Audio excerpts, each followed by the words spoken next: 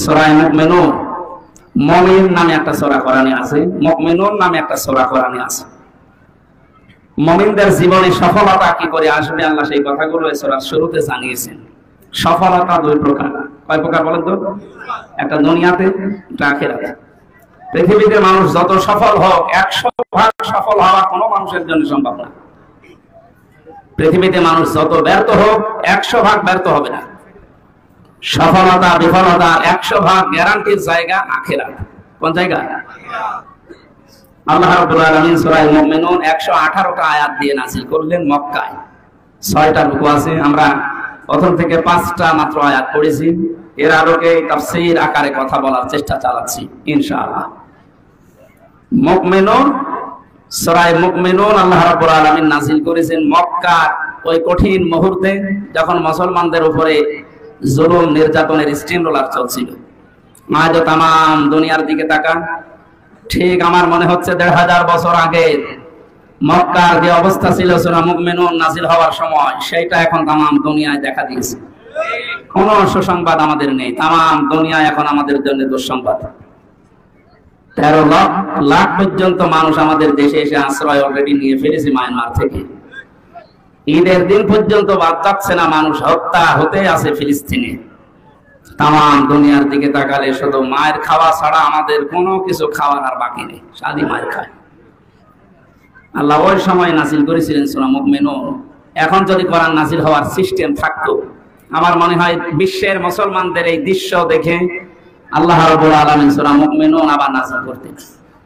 এখন দেখি আল্লাহ কি এই জানালেন ওই সময় মুসলমান যারা ছিল তাদেরকে।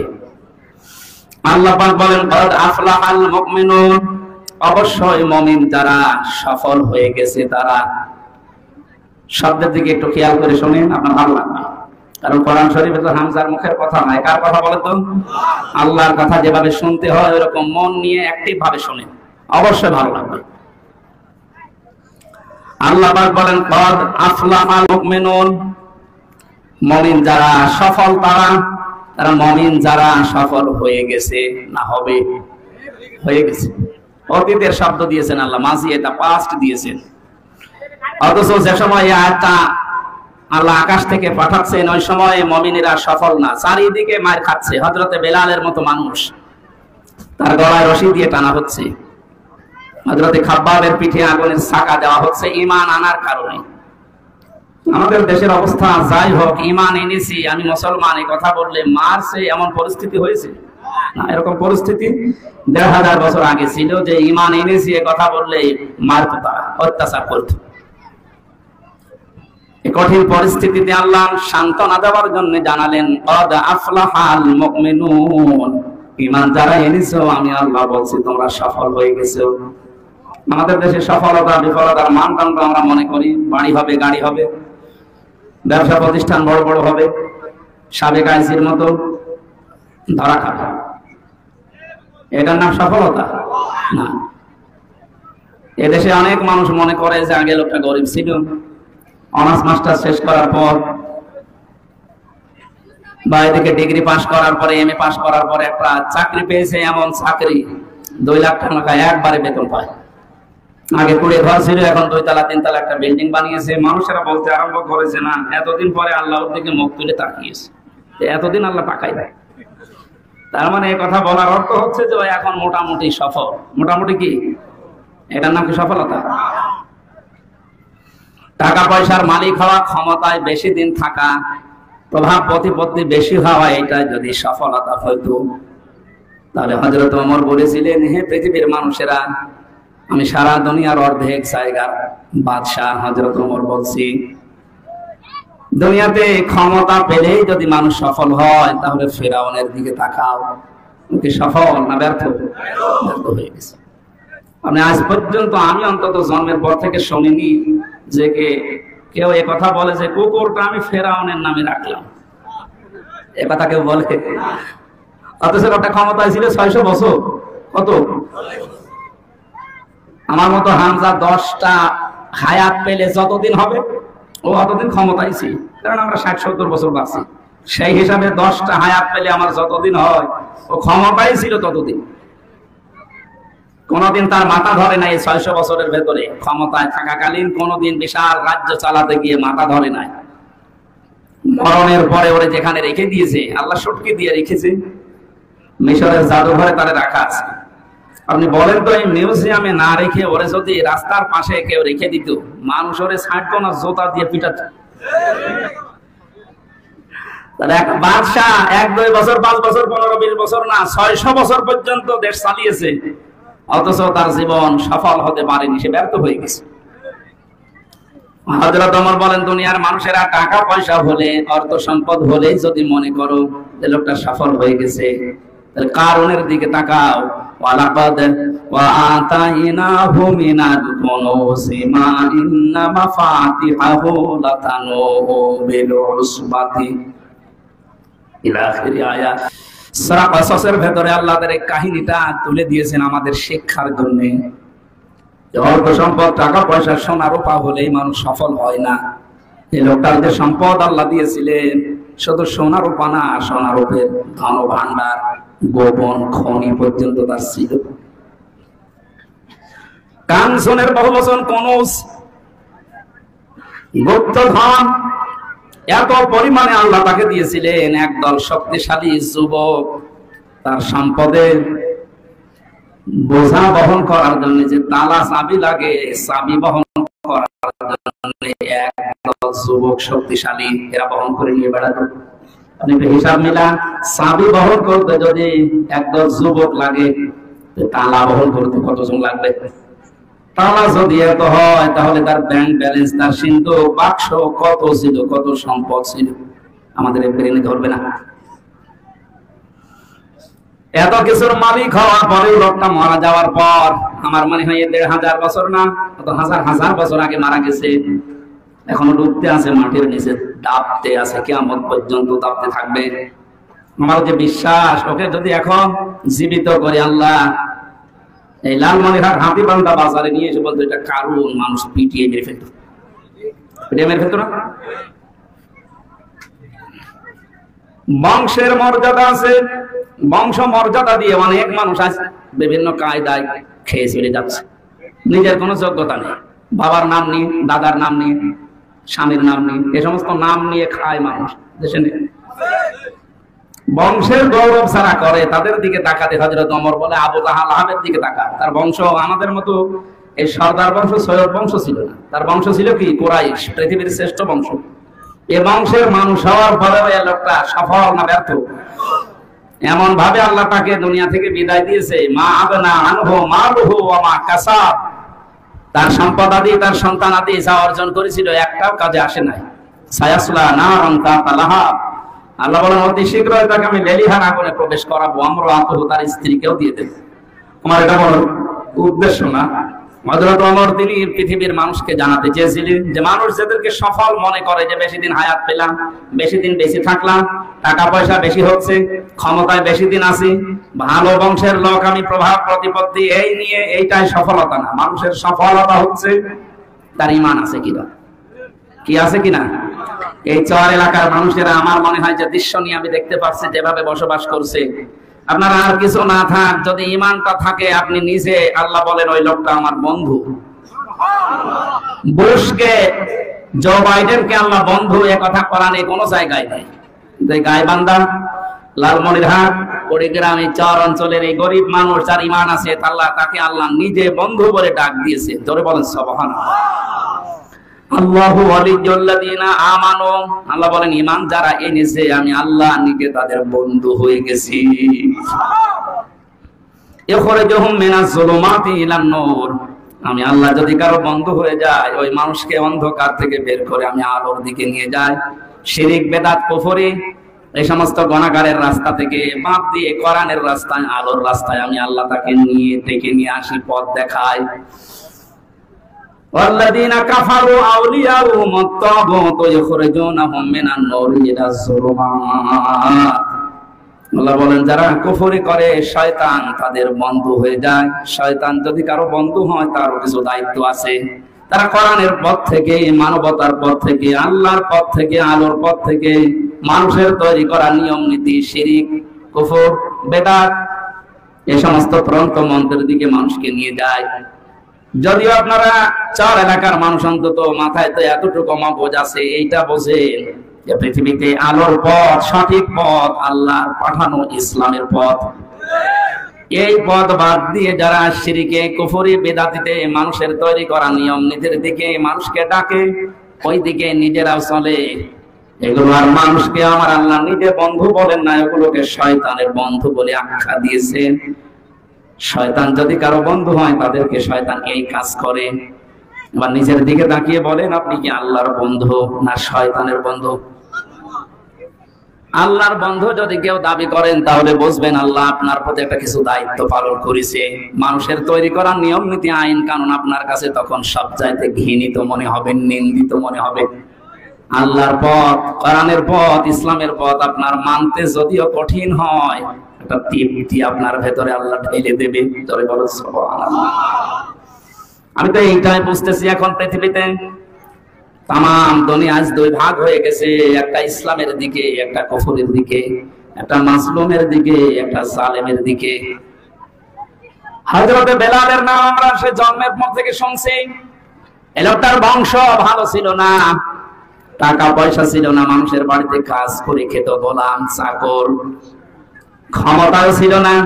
তো ঈমান থাকার কারণে আল্লাহ এমন জায়গায় পৌঁছিয়ে দিয়েছিলেন, তার জীবনী পড়তে গিয়ে পেয়েছি।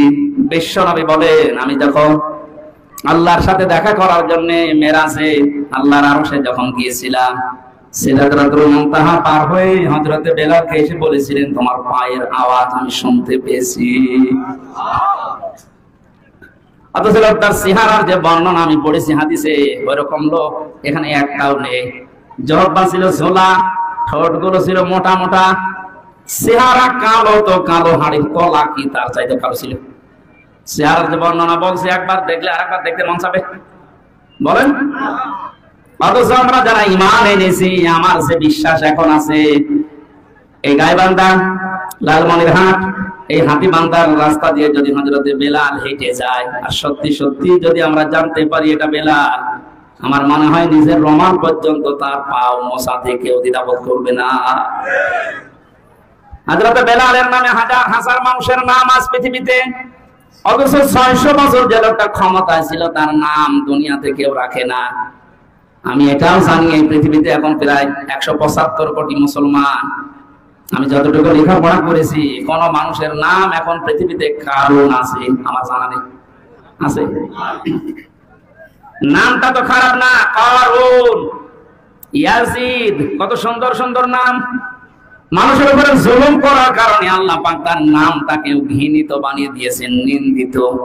এত নিন্দা, এত ঘৃণিত বানিয়েছে, কেউ কুকুরের নামও কারণ রাখে না। এমনকি হিন্দুকে যদি বলেন ভাই আপনি অন্য ধর্মের মানুষ, আপনার ছেলে হয়েছে 500 টাকা দেবো, আপনি শুধু ইয়াজিদ রাখেন, ও যদি মূর্খ মানুষ হয় বলবেন কি ইয়াজিদ রাখেন। ইয়াজিদ এখন আর নাম নেই, এটা গালি হয়ে গেছে। আপনি শুধু হাঁ করে শুনে যাচ্ছেন, কিছু বোঝেন এখান থেকে। আপনার নাম যত সুন্দর হোক, আপনি ইয়াজিদের মতো যত বছর ক্ষমতায় থাকেন, যত টাকা পয়সার মালিক হন কারণের মতো, যত বংশ মর্যাদা উচ্চ হোক, সত্যি যদি আপনি জুলুমকারী হয়ে থাকেন, ইমানের দাবি অনুযায়ী যদি চলতে না পারেন, চোখ বন্ধ করে দেখেন, কালের পরিক্রমায় সময় আসবে, ইতিহাস আপনাকে নিন্দিত, ঘৃণিত করে দুনিয়ার মানুষকে দেখাবে। এটা তো আমি বানালাম নাকি? আবু লাহাব, এর নাম ছিল আব্দুল উজ্জা, এত সুন্দর ছিল দেখতে, আগুন লাগিয়ে দিলে উপরে দেখবেন একটা শলাকা মতো ওঠে, সাপের জহব্বা মতো। ওইটা, ওই যে শলাকা উঠে যায় সাপের জহব্বা মতো, ওইটার আরবি নাম লাহাব। এত সুন্দর চেহারা ছিল, আগুনের মতো ফর্সা ছিল। অথচ এই সুন্দর নামটা আজ দুনিয়ায় গালি হয়ে গেছে, নাম শুনলেই মানুষ ঘৃণা করে। কথা বলছেন এখানে? পরপর এখানে 12তম চলছে। আজকে যদি আপনি কিছু নিয়ে না গিয়ে শুধু আসলেন আর লোকজন দেখে আপনি চলে গেলেন না, আপনার দ্বারা আপনার পরিবারে, আপনার সমাজে, আপনার রাষ্ট্রে, আপনার আন্ডারে যারা আছে তাদের উপরে যেন জুলুম না হয়, কারো অধিকার যেন আপনার দ্বারা নষ্ট না হয়। হয়তো এখন পৃথিবীতে কেউ মুখ খুলছে না, কেউ ভয়ে, কেউ চাপে, তো সময় আসবে ইতিহাস ঘটনা ঘটার আগে ইতিহাস লেখে না ঘটনা ঘটার পরে। বলেন না কেন? যে ঘটনা আজ আমরা পৃথিবীতে ঘটাচ্ছি, হয়তো ইতিহাস এখন কেউ অনেকে লিখছে না, লেখা হবে একদিন। ইতিহাস যখন লেখা হবে ওই সময় আপনাকে কিন্তু ইয়াজিদের মতো, কারুনের মতো, ফেরাউনের মতো, আবু লাহাবের মতো বানিয়ে ফেলবে। কথা বলে না কেন? আপনার নাম যতই সুন্দর হোক, আপনার নামও কেউ রাখবে না, এমনকি কুকুরও আপনার নামে কেউ রাখবে না। আমি আপনার শত্রু না, আপনাকে আমি বাঁচার জন্য বললাম, কারণ 100 বছর পরে এই বাংলাদেশে এখন যারা আছি আমরা একজন থাকবো না, নতুন মানুষ এসে এই দুনিয়া চাষ করবে। কথা বলে ঠিক কিনা? পৃথিবীর জমিনটা ধোঁকা ধোঁকা দিয়ে আমাদেরকে চোখের উপরে পর্দা দিয়ে রেখেছে। আমার উস্তাদ বিশ্ববিদ্যালয়ে একটা কাহিনী শোনাতেন মাঝে মাঝে, ছেলে মেয়েদেরকে বলতেন, দেখো দুনিয়াটা কেমন, আল্লাহ মাতা ওল গুরুর দিয়েছেন, এই পৃথিবীর জমিনটা একটা ধোঁকা। ও হামজা, তুমি যদি এখন মারা যাও, 200 বছর পরে যদি এই কুষ্টিয়াতে থানা পাড়ায় আমার যে বাড়িটা, এখানে এসে যদি বলো যে এই বাড়ি আমার, 200 বছর আগে এই বাড়ির জমি আমি ক্রয় করে এখানে বানিয়েছিলাম, এটা আমার ছেলের, আমার ছেলের, আমার ছেলের, এই নামগুলো আমি 200 বছরের 3-4 পুরুষের নাম বললাম যে এদেরকে আমি রেখে গেছি, এ বাড়ি আমার। আমার মনে হয় এখন 200 বছর পরে যে মানুষগুলো বসবাস করবে, ওই মানুষগুলো যদি আমাকে দেখে, বাড়িতে জায়গা দেওয়া দূরের কথা, গেটে আরো 2-3টা তালা মারবে। কথা বলেন না কেন? অথচ এগুলো করেছিলাম আমি নিজে। মাত্র 200 বছরে যদি আমার সেনা বাড়িতে আমারে উঠতে না দেয়, কিয়ামতের যে কঠিন ময়দান আল্লাহ বানিয়েছেন, আল্লাহ পাক বলেন, ইয়াউমা ইয়াফিরুল মারউ মিন আখিহি ওয়া উম্মিহি ওয়া আবিহি ওয়া সাহিবাতিহি ওয়া বানিহি। কিয়ামতের একটা ময়দান এত কঠিন তৈরি হবে, আল্লাহ বলেন মানুষ পালিয়ে যাবে তার আপনজন থেকে। প্রথমে তার ভাই থেকে পালাবে, তার স্ত্রী থেকে, তার মা থেকে, বাবা থেকে, বন্ধু বান্ধব থেকে। সুতরাং আমরা যেন ওই বিপদের সম্মুখীন না হই, আগে থেকে সতর্ক করার জন্য আজকের এই অনুষ্ঠান। ঈমান যাদের আছে, কোনো হতাশা নেই, কোনো চিন্তা নেই। ওই ধনী মানুষ মারা গেলেও সেই কবরে দেবে, হামসা মারা গেলে ওই কবরেই দেবে। কথা বলেন ঠিক কিনা? আমার আসল বিষয় হচ্ছে আমার ঈমান আছে কিনা। ওয়ালা তাহিনু ওয়ালা তাহজানু ওয়া আনতুমুল আ'লাউনা ইন কুনতুম মুমিনিন। কোনো ভয় নেই, কোনো চিন্তা নেই। বিপদ আসবে, আসতেছে, এসেছিল। এই কঠিন পরিস্থিতির জন্য কোনো চিন্তা, কোনো হতাশা করবা না। বিজয় তোমাদেরই হবে যদি মুমিন হতে পারো। সুতরাং বাংলাদেশের সহ বিশ্বের দিকে তাকিয়ে যে কঠিন পরিস্থিতি এখন চলছে, এটার জন্য আমার 1 সেকেন্ডের জন্য কোনো হতাশা নেই, কোনো চিন্তা, কোনো ভয়ও নেই। ভয় যা ছিল আরো দূর হয়ে গেছে। কারণ আমি জানি যে পৃথিবীতে আসল সফলতা ঈমানের কারণে, ঈমানদারের জন্য। ওই বুশের দাম, বেরোয়ারের দাম আল্লাহর কাছে কানা কড়ি পরিমাণেও নেই। যে মানুষটা রিকশা চালিয়ে খায় অথচ ঈমান আছে, এর মর্যাদা বাইডেনের চাইতে আল্লাহর কাছে কোটি গুণে বেশি। দাফসা একটু এই 1500 বছর আগে কোরআনে কারীম প্রচার করতে গেলে বাধা দিত কাফেরেরা। দুঃখজনক হলো সত্য, বাংলাদেশে কোরআন প্রচার করতে আজ বাধা কাফেররা দেয় না, দেয় মুসলমানেরা। এই অনুষ্ঠানটা করার জন্য 15 দিন ডিসি অফিসে, এসপি অফিসে, থানায়, টিওনার কাছে 15 দিন 20 দিন যাওয়া লাগবে। কি আমরা এখানে কি মানুষ খুন করব? বলেন। শিশু মেলার নামে যে মেলাগুলো বাংলাদেশে অধিকাংশ জায়গায় দেখা যায়, শিশু নেই, খালি শিশুর খালার আর মারা। তো ওই সমস্ত অনুষ্ঠানে তো অ্যাক্সিডেন্ট হয়, মানুষের চরিত্র নষ্ট হয়। এখানে এসে কিছু না হোক, অন্তত একটা মানুষের বিবেকে ধাক্কা লাগে, আমার দ্বারা আপনার কারো উপরে জুলুম হয়ে যাচ্ছে না তো। কারণ জুলুম যদি কারো দ্বারা কারো উপরে হয়, এই জালেম দুনিয়ার কোনো মানুষের টার্গেট হয় না, ও সরাসরি আল্লাহর মামলার আসামি হয়ে যায়। কোরআনে কারিমে সূরা শুরা 42 নম্বর আয়াতের প্রথম অংশে আছে, ইন্নামাস সাবিলু আলাল্লাযিনা ইয়াজলিমুনান নাস। আল্লাহ পাক বলেন, অবশ্যই আমি আল্লাহ মামলা দেব, কেস করব, অভিযোগ দেব কিয়ামতের ময়দানে তাদের বিরুদ্ধে, দুনিয়ায় যারা মানুষ হয়ে মানুষের উপরে জুলুম করেছিল। ও লালমনিরহাট মাসিক বিবেক যদি একটু থাকে, একটু কাজে লাগান, এটা রেকর্ড হয়ে কালকেই সারা বাংলাদেশে ছড়াবে। আমার সামনে এখন মাত্র 1000 মানুষ না, আমার সামনে এখন 18 কোটি মানুষ। সবাইকে উদ্দেশ্য করে বলছি, এই দেশে আমার যতটুকু কোরআন হাদিস পড়ার পরে বাস্তবতা দেখতে পাচ্ছি, এই দেশের 100 জনের 98 জন আল্লাহর মামলার আসামি। ঠিক যারা বলছেন আমরা কি, আমার দ্বারা হয়তো আমার স্ত্রীর উপরে, আমার সন্তানের উপরে, আমার মা বাবার উপরে জুলুম হয়ে যাচ্ছে, এমনকি আমার ভাইয়ের উপরে, আমার বোনের উপরেও জুলুম হয়। গত কয়েকদিন আগে একজন প্রশ্ন দিয়েছে, হুজুর বোনের জমক দেয়া লাগবে, দেয়া লাগবে মানে কেউ যদি রাস্তায় ডাকাতি করে তার যে গোনা হয় তার চাইতে ডবল গোনা হবে কেউ যদি বোনের জমি ভাইয়ের জমি মেরে দেয়। মতো সেরকম বহু মানুষ পাওয়া যায় 5 ওয়াক্ত নামাজ তাহাজ্জুদ মিলে পড়ে, হজও করে এসেছে, বোনের জমি না দিয়ে ফাঁকি দিয়ে খেয়ে ফেলছে। ও কিয়ামত পর্যন্ত হজ করলে ওর হজ কবুল হবে না। যারা মানুষকে শরীক ফাঁকি দিয়েছে তাদের 2টা অপরাধ হয়, 2টা গোনার কারণে তাদেরকে আল্লাহ 2টা শাস্তি দেবে। 1 নম্বরে ওই মানুষ যেই দিন শরীক ফাঁকি দিয়েছে ওই দিন থেকে যতদিন ইবাদত করবে মরণ পর্যন্ত কোনো ইবাদত মাথার উপরে উঠবে না। 2 নম্বরে মানুষ যখন মারা যাবে তখন ঈমান পাবে না, বেঈমান হয়ে মরবে। বাংলাদেশে শরীক ফাঁকি দেওয়া মানুষ আছে না? কিছু মানুষ জমিন চাষ করে, এলাকায় জমিনের দাম মনে হয় এরকম না, জমিন চাষ করতে করতে পুরা জমিন ঠিক আছে, আইলের কাছে গেলে আঙ্গুলের মাথা বাঁকা হয়ে যায়। যত বরকত আল্লাহ আইলের কাছে দিয়েছে, আর আইল কাটতে কাটতে এমন আইল বানিয়েছে, ও আইল না ফলসিরা। আইলের কাছে গেলে সাবধান হওয়া দরকার, কারণ 1 বিঘত জমি যদি অন্যের ভেতরে চলে যায় আপনার, আইল কেটে হোক আর যে কোনো কায়দায়, কিয়ামতে এই তামাম দুনিয়ার মতো 7টা জমিন মাথার উপরে চাপিয়ে দেবে। এটা কি হাস্যকর কথা বলেন? যারা এরকম লাইনে আছে আল্লাহ তাদেরকে, যে ভূমিদস্যু যারা মানুষের জমিন ফাঁকি দিয়ে খায়, জোর করে, অন্যায় করে, অবৈধভাবে দখল করে খাচ্ছে, আপনি থামেন। আপনার এই সমস্ত অবৈধ সম্পদের মালিক হওয়ার জন্য আপনার ছেলে, আপনার মেয়ে, আপনার বউ প্রস্তুত হয়ে আছে, কিন্তু এইটার কারণে যে গোনা হয়েছে এই গোনা নেওয়ার জন্য কেউ প্রস্তুত না। বলেন, বাংলাদেশের এক এমপি কয়েকদিন আগে মারা গেছে টুকরা টুকরা হয়ে, কত কোটি টাকার মামলা নিয়ে তাকে টুকরা টুকরা করেছে, কত কোটি টাকা বানিয়েছিল। এই টাকাগুলো এখন তার মেয়ে, তার বউ, তার ছেলে এরা ভোগ করছে। কিন্তু তার পাপের কারণে, তার এই অবৈধ ইনকামের কারণে যে পাপ হয়েছিল, এই পাপের ভাগ কেউ নিচ্ছে?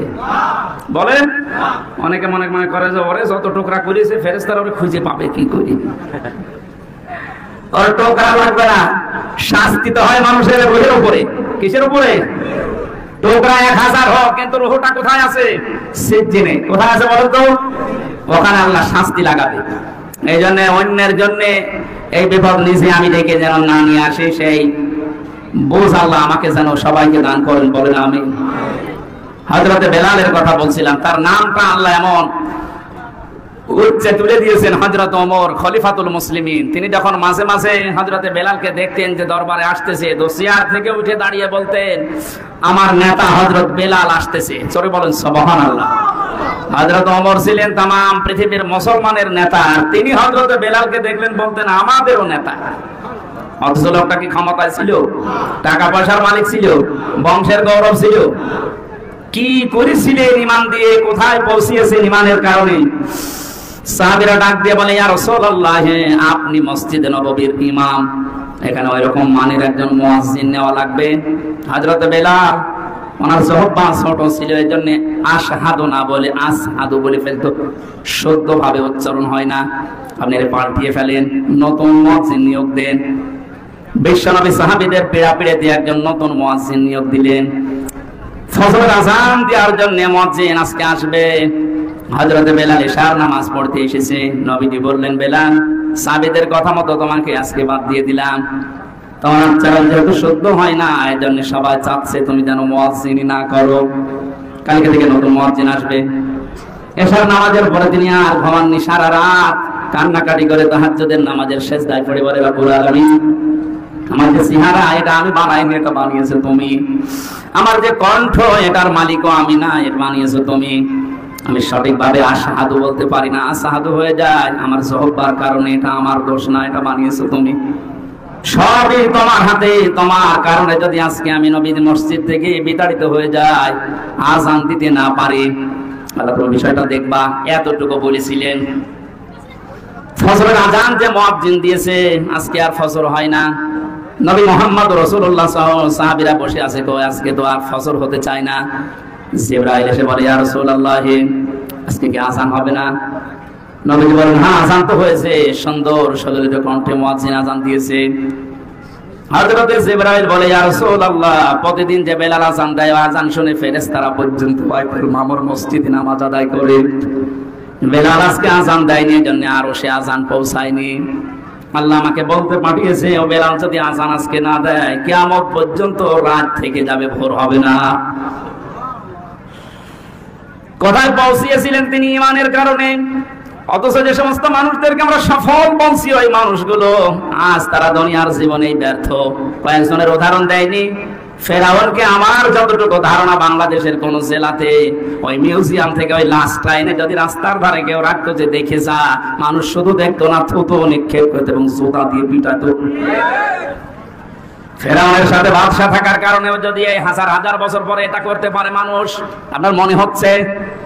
তাহলে এখন থেকে 20 বছর পরে এই পৃথিবীতে আজ যারা জালেম, এরা যদি মারা যায়, কবর থেকে তুলে যদি ওদেরকে আপনি বাইতুল মুকাররমের সামনে রাখেন, মানুষ জুতা দিয়ে পিটাবে। এটা আল্লাহ জানিয়েছেন সফল তো তারা যারা মুমিন। কোন সময় এটা নাযিল হচ্ছে? যে সময় চারিদিকে জুলুম নির্যাতনের স্টিম রোলার চলছিল। আজ পৃথিবীতে আমার মনে হয় ওই দৃশ্য সারা পৃথিবীতে এখন বিদ্যমান। আল্লাহ যেন হাতে ধরে আমাদের মাথায় হাত দিয়ে, আমাদের মুখে হাত দিয়ে আদর করে বলছে, গোলামেরা কোনো চিন্তা নেই, এই সফল তারা ঈমানদার যারা।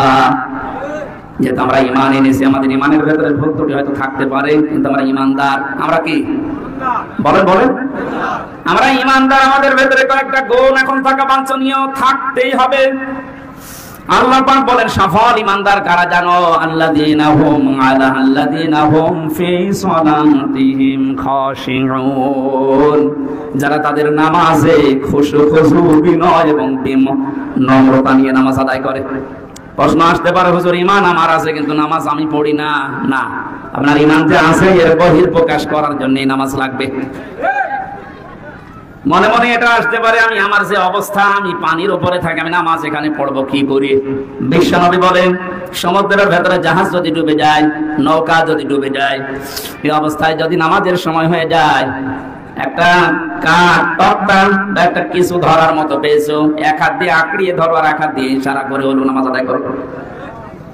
পৃথিবীতে মেয়েদের সন্তান যখন দুনিয়ায় আসে, প্রথমে পানি দেখা যায়। কি দেখা যায়? মায়ের লজ্জাস্থানে প্রথমে পানি দেখা যায়, এরপরে রক্ত, এরপরে সন্তানের মাথা। আল্লাহর হাবিব জানিয়েছেন, একটা মহিলার সন্তান দুনিয়ায় আসতেছে, পানি চলে এসেছে, কঠিন অবস্থায়ও যদি মনে হয় যে নামাজের সময় হয়ে গেছে, তোলার ভেতরে এই মেয়েটাকে বসিয়ে সন্তানের মাথা ভিজিয়ে দিয়ে বলো নামাজ পড়তে। আপনি আছেন কোন চুক্তিতে? এরকম কঠিন পরিস্থিতিতে নামাজ আদায় করার যদি নির্দেশ থাকে, আপনি কি অজুহাত দিতে পারেন বলেন? দুনিয়ায় আমাদের বিভিন্ন সমস্যা, হতাশা আসতেছে, আসবে। আরে শহর এলাকার মানুষ তো এমনি অভাবী, আসবে। যত অভাব হোক, যে কোনো কষ্ট হোক, মুসিবত হোক, যদি হতাশা আপনাকে ঘিরে ধরে, আর কোনো পথ পাচ্ছেন না, লম্বা একটা সেজদা দিয়ে যদি চোখের পানি ফেলে কিছু বলতে পারেন, আল্লাহ আমি কিন্তু সত্যি অসহায়। আমার তো মনে হয় সেজদা যদি লম্বা হয়ে যায় আর চোখ দিয়ে যদি মন থেকে পানি নিয়ে আসছে গড়িয়ে ফেলতে পারেন, মনে মনে দেখবেন আল্লাহ যেন আপনার মাথায় হাত বোলাচ্ছে। সেজদা তো আমাদের এরকম হয় না। খুশুর সেজদাটা আলাদা জিনিস। আজকে থেকে একটা লম্বা করে সেজদা দেওয়া আরম্ভ করবেন, আর সেজদার ভেতরে বাংলায় দোয়া করবেন। নফল নামাজে, সুন্নাত নামাজে মনের কথাগুলো বাংলায় বলা যায়। কথা বুঝতেছেন? আমার শুধু ফরজ নামাজ, ওয়াজিব নামাজ বাদ দিয়ে সুন্নত নফল নামাজ যেগুলো আছে, এগুলো সেজদায় বা রুকুতে যে মনের কথাগুলো, এই বিপদ আছে, এই সমস্যা আছে, এই অসুস্থতায় আছে, পরিবারে এই ঝামেলা আছে, এগুলো সেজদায় যে কান্নাকাটি করে বাংলায় আপনি বলবেন। যত বাংলায় যে ভাষায় আপনি কথা বলতে পারেন, ওইটাই যদি আল্লাহকে বোঝাতে পারেন মনের ভাষা দিয়ে, যত আবেগ আসবে আপনার ভেতরে, তত তাড়াতাড়ি আপনার দোয়াটা কবুল হওয়ার সম্ভাবনা বেশি। এজন্য সফল হতে হলে আমাদেরকে প্রথমে নামাজ ধরতে হবে। যারা নামাজ পড়েন না, 5 ওয়াক্ত নামাজ আরম্ভ করেন, নামাজের ভেতরে খুশু আর খুশুনি আনতে হলে নামাজ বুঝতে হবে আগে। এক সাহাবী নামাজ আদায় করার পরে সেজদা শেষ, নামাজ শেষ, চলে যাচ্ছে। নবীজি বললেন, দাঁড়াও, নামাজ পড়ো, তুমি যেন নামাজ পড়োনি। সাহাবী আবার নামাজ আদায় করলেন। বিশ্বনবী বললেন, তুমি নামাজ পড়ো, তুমি নামাজ পড়োনি। লোকটা আবার নামাজ আদায় করেছে। নবীজি বললেন, নামাজ পড়ো, তুমি যেন নামাজ পড়োনি। লোকটা আবার বসে পড়েছে। ডাক দিয়ে বলে, ইয়া রাসূলুল্লাহ, আমি এর চাইতে সুন্দর করে নামাজ আর পড়তে পারি না। আল্লাহর নবী বললেন, এতক্ষণ পর্যন্ত যে নামাজ আদায় করেছো, এই নামাজ আমি শেখাইনি। সল্লু কামা রাআইতুমুনি উসাল্লি, নামাজ পড়ো ওইভাবে যেভাবে আমাকে পড়তে দেখো। এই জন্য লালমনিরহাটবাসী নামাজ আজকে থেকে আরম্ভ করবেন। নামাজের 13টা ফরজ, 14টা ওয়াজিব। যারা জানে তাদের কাছে 1 দিন 2 দিন 5 দিন করে করে শিখে নেন।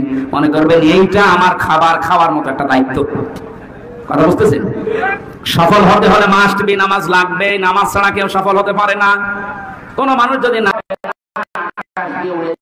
বুঝবেন এটা ভণ্ড। কথা বলছেন? হয়তো জিনকে বশ করার মাধ্যমে অথবা কুফরি কালামের মাধ্যমে এই কাজ করছে।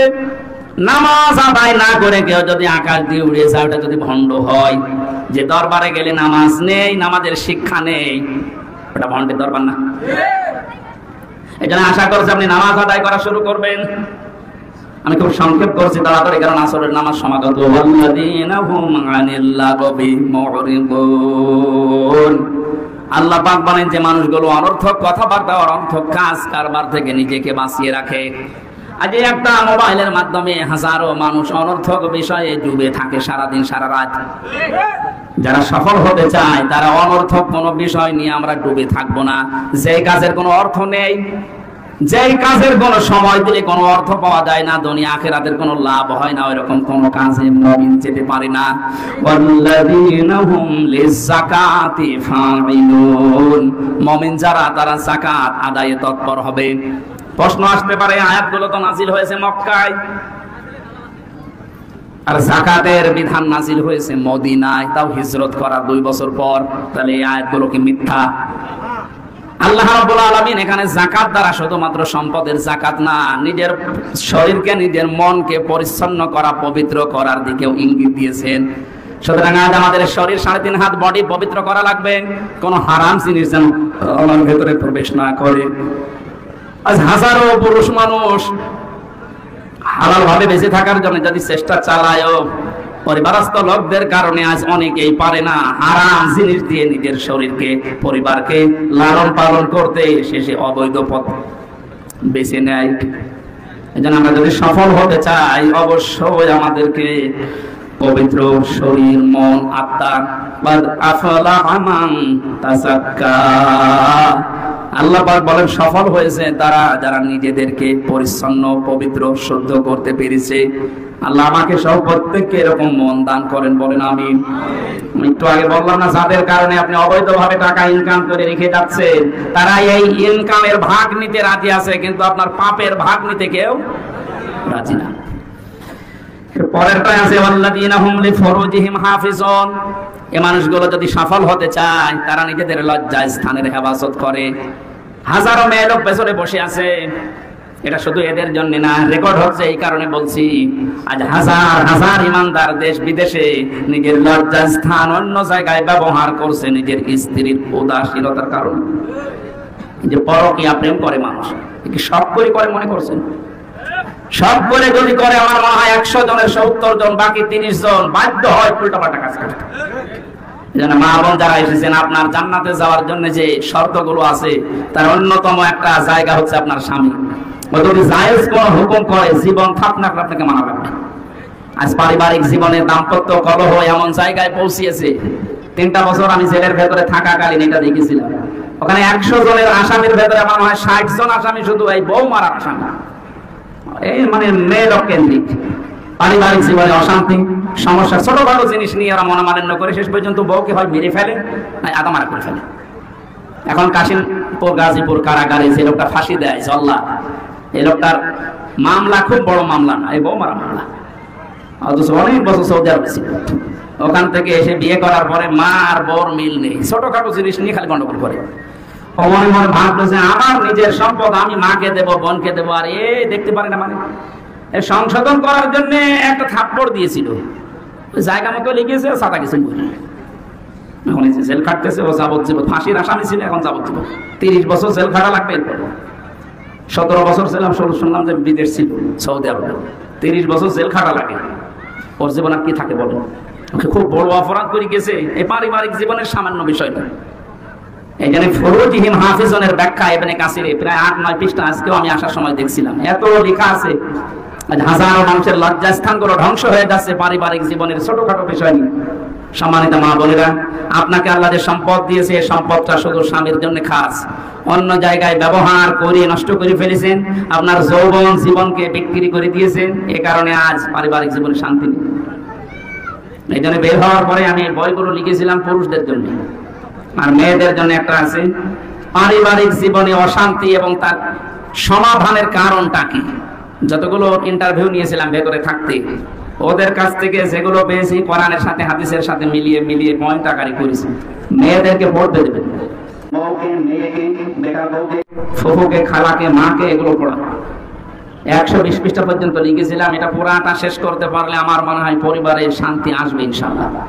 পরকীয়া প্রেম যেটা, এটা বন্ধ হবে, আমার যতটুকু বিশ্বাস। আমি যাদেরকে দিয়েছি এটা, বাংলাদেশের বিভিন্ন জেলাতে যারা পেয়েছে, পড়েছে, পরবর্তীতে জানিয়েছে, হ্যাঁ আমার বউ এখন অনেক ফিরে এসেছে, আমার মেয়ে এখন অনেক গোছালো জীবন যাপন করে। আশা করছি আমাদের এই লজ্জাস্থানকে পবিত্র করার জন্য বইটা কাজে লাগবে। আর আজকে তো আসরের নামাজ মনে হয় এখন আজান হচ্ছে, নামাজ একটু পরে আরম্ভ হবে। আপনারা এটা নিয়ে আজকের মতো, দিনের বেলায় মাহফিল আসলে হয় না, মাহফিলগুলো রাতের বেলা হয়। আপনারা ডেট মাননি, শীতের সময়। আর 3টা বছর তো ছিলাম জেলখানায়, এটা পাবেন কি করে? বের হয়েছিলাম ডিসেম্বরের শেষের দিকে, জানুয়ারির 15, 11, 12 তারিখ থেকে এই অনুষ্ঠানগুলো সারা বাংলাদেশের সব জায়গায় যাওয়ার আগে তো এই কারণে ডেট দেওয়া যায় না। 560টার উপরে থানা, এক এক থানায় একবার করে গেলেও প্রায় 2-3 বছর পরে এক জায়গায় আসা যায়। আর এত 3 বছর ছিলাম ভেতরে, এই জন্য অনেকদিন পরে এসেছি। ওই যে হাতিবান্ধা শহরে একবার এসেছিলাম জেল থেকে বের হওয়ার পরে, আর আজকে আপনাদের এখানে আসলাম। আবার শীতের সময় রাতের বেলা আসবো ইনশাল্লাহ। বইটা যাওয়ার আগে যে অনেক কষ্ট করে নিয়ে এসেছে এই ছেলেরা, যাওয়ার আগে মোনাজাতের পরে এটা নিয়ে বাড়িতে নিজের বউকে, মেয়েকে পড়াবে।